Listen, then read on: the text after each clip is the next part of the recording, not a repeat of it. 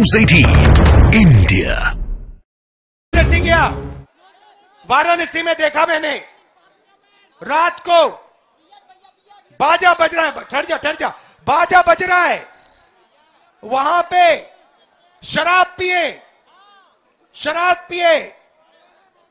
सड़क पे लेटते हुए बाजा बज रहा है।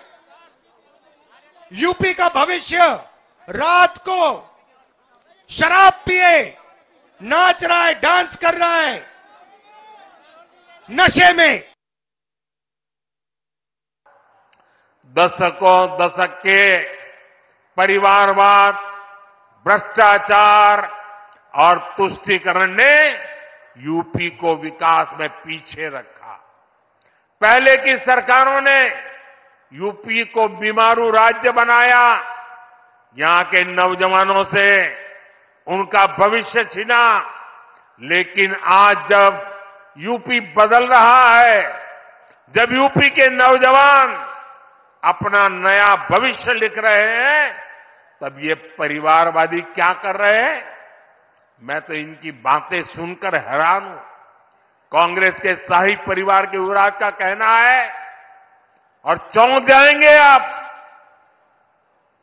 कांग्रेस के युवराज परिवार ने क्या कहा?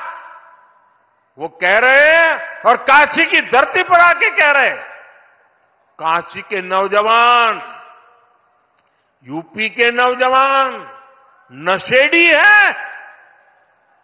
ये कैसी भाषा है भाई? मोदी को गाली देते देते तो इन्होंने 2 दशक बिता लिए, लेकिन अब ईश्वर रूपी जनता जनार्दन पर, यूपी के नौजवानों पर ही ये लोग अपनी फ्रस्ट्रेशन निकाल रहे हैं।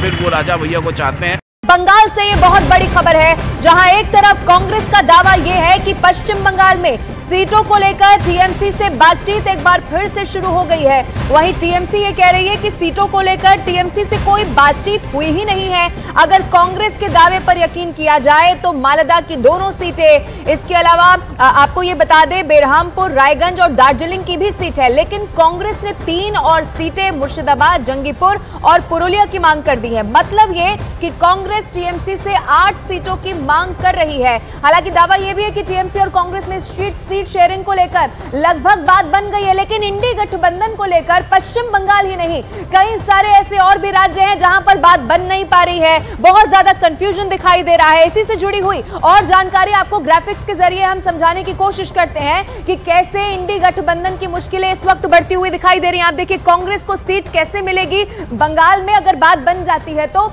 मालदा उत्तर, मालदा दक्षिण, बहरामपुर, रायगंज, दार्जिलिंग ये सीटें मानी जा रही हैं, लेकिन कांग्रेस ने अब जानकारी ये कह रही है कि 3 और सीटों की मांग कर दी है, मुर्शिदाबाद, जंगीपुर और इसके अलावा एक और, यानी कि वो 3 सीटें हैं जहां पर अभी तक जो बातचीत है वो फाइनल दौर में पहुंच नहीं पाई है।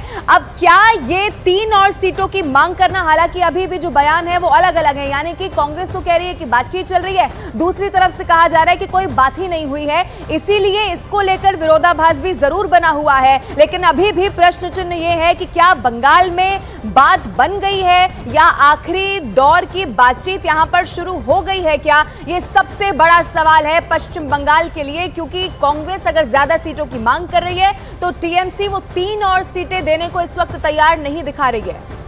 आशिका ज्यादा जानकारी के साथ हमारे साथ लाइव जुड़ी हुई है। आशिका, ये कंफ्यूजन क्या है? कांग्रेस तो अगर ये कह रही है कि बातचीत हो रही है तो उधर से तो कहा जा रहा है कि बात हुई ही नहीं है। फिर से सही खबर क्या है? न्यूज़ 18 इंडिया पर आप बताइए।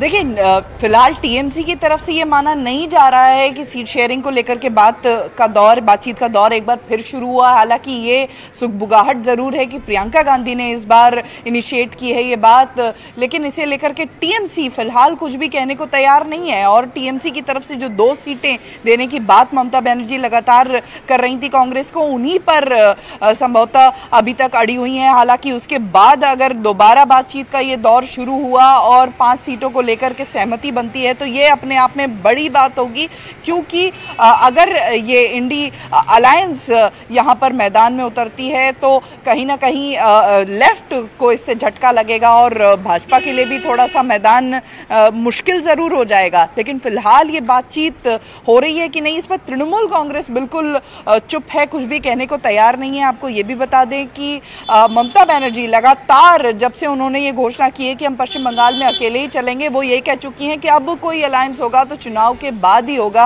और ममता ये भी लगातार, ममता बनर्जी तो यही बोल रही है ना कि पश्चिम बंगाल के अंदर हम ही बीजेपी को हरा सकते हैं, कोई दूसरा अगर घुसा तो फिर बीजेपी बाजी मार ले जा सकती है। तो ये जो हृदय परिवर्तन है, क्योंकि खुले मन से ये बात कही है ममता बनर्जी ने, अब ये हृदय परिवर्तन हो जाना और कांग्रेस को 5 या 8 सीट दे पाना, ये कितना मुनासिब भी लग रहा है। देखिए फिलहाल ममता बनर्जी का जो रुख हमने शुरुआत में देखा कि 2 सीटों से ज़्यादा वो देने को तैयार नहीं थी और फिलहाल 2 सीटों पर ही कांग्रेस की जीत भी हुई थी पिछले चुनाव में। तो वही 2 सीटें जिस पर कांग्रेस जीती थी वो देने को तैयार थी। ममता बनर्जी ये कह रही थी कि 2 सीटें न सिर्फ दूंगी बल्कि जिता भी दूंगी निर्विघ्न।